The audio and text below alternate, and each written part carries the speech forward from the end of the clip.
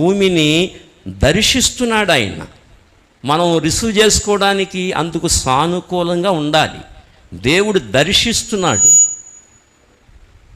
దర్శిస్తున్నప్పుడు దాన్ని అంగీకరించడానికి, అందుకని అంటాడు కదా, విర్రవీగుచున్న దుష్టత్వం మాని సాత్వికముతో వాక్యాన్ని అంగీకరించమన్నాడు.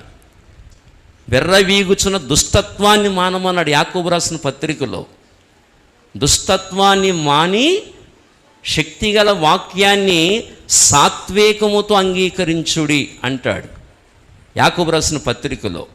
అంచేతే వాక్యాన్ని వినేటప్పుడు చాలా దీనత్వము, చాలా దీనులమై దేవుని సన్నిధిలో కూర్చోవాలి. దీనులతోనే మాట్లాడతాడు ఆయన.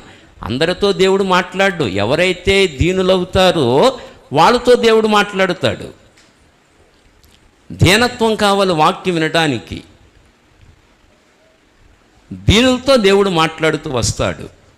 దీనత్వం కావాలి. ఎవడు దీనుడై నా మాట విని వణుకుచుండునో వానినే నేను దృష్టించుచున్నాను. అందరినీ దృష్టించడు ఆయన. ఎవడు దీనుడై నా మాట విని వణుకుచుండునో వానినే నేను దృష్టించుచున్నాను అన్నాడు. అంటే వాక్యం